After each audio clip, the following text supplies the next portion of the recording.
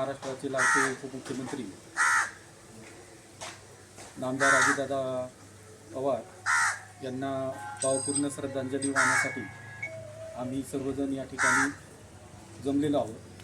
त्यामध्ये आमच्या ढसाळ परिवार असेल, पवार परिवार असेल, त्याच्यानंतर केंदूरगावचे माजी अध्यक्ष सरपंच अमोलदादा थिटे असतील, विविध कार्यकारी सोसायटीचे माजी चेअरमन काळूभाऊ आपले पराड असतील, निवेदक के साकोरे, त्याचप्रमाणे गुंड पाटील आणि आम्ही आमचे वर्गमित्र प्रकाश पिकांडे असतील, आम्ही सर्वजण या ठिकाणी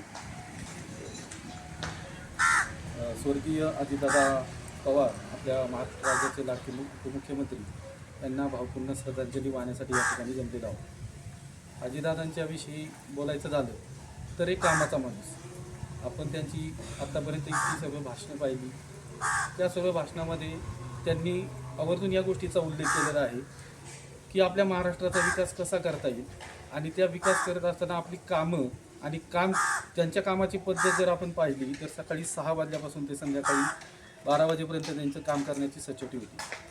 त्यांच्यासारखा राजकारणी कसं असतं की बाबा जोपर्यंत माणूस आपल्यात असतो, आपल्यामध्ये वावरत असतो, तोपर्यंत त्या माणसाची किंमत आपल्याला जाणवत नाही। सिंधुताई सपकाळांनी पण म्हटलेलं आहे, या महाराष्ट्रामध्ये जर एखाद्या माणसाची किंमत जर कधी कळते तर तो माणूस गेल्यावर कळते।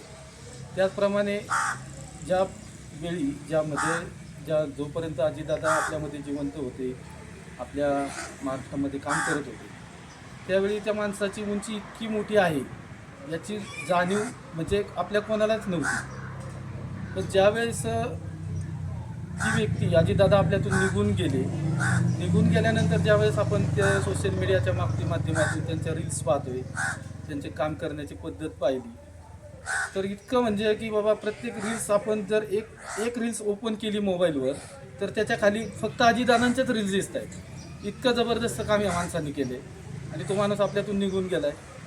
आणि जाताना पण हेच सांगून गेला की ज्यावेळेस त्यांचा प्लेन क्रॅश झाला त्यावेळेस सुद्धा त्यांच्या प्लेनमधून सर्वप्रथम काय बाहेर पडले तर त्यांची जी कामाची जी कागदपत्रं होती, त्यांच्याकडे जी निवेदनं आली होती, ती निवेदनं म्हणजे शेवटच्या क्षणापर्यंत त्या माणसाने कामच केले। एवढा मोठा नेता, ह्या नेत्याच्या विषयी जर आपण आता पाहतो आपल्या घरामध्ये, आता समजा मी बौद्ध समाजाचा आहे तर माझ्या घरामध्ये मी गौतम बुद्धांचा फोटो लावतो, त्याचप्रमाणे आंबेडकर साहेबांचा फोटो लावतो। पण आज मला असं वाटतंय की बाबा त्या फोटोच्या शेजारी अजितदादांचा सुद्धा फोटो पाहिजे, इतका मोठा माणूस होता तो। त्यामुळं मी माझ्या सोनवणे कुटुंबियातर्फे, त्याचप्रमाणे बौद्ध विकास तरुण मंडळ केंदू, आमचे सरपंच असतील, चेअरमन आहेत, निवेदक आहेत, या सर्वांच्या वतीनं अजितदादांना भावपूर्ण श्रद्धांजली वाहतो। आणि त्यांना श्रद्धांजली वाहत असताना एवढंच म्हणेल, जर एवढा मोठा माणूस होता, एवढ्या मोठ्या माणसाला जर आपल्याला कुठंतरी त्यांच्या कामाचं, त्यांनी केलेल्या आपल्याला समाजाप्रती केलेल्या योगदानाचं जर आपल्याला कुठंतरी त्यांच्याविषयी कृतज्ञता बाळगायची असेल तर त्यांच्या विचाराच्या माणसांकडे, त्यांच्या विचारांच्या माणसांना आपण पुढं घेऊन जाणं हे आपलं काम आहे। त्यासाठी येत्या आपल्या जिल्हा परिषद पंचायत समितीच्या निवडणुकांमध्ये त्यांच्या विचारांच्या माणसांच्या मागे उभं राहणं, त्यांना आपल्या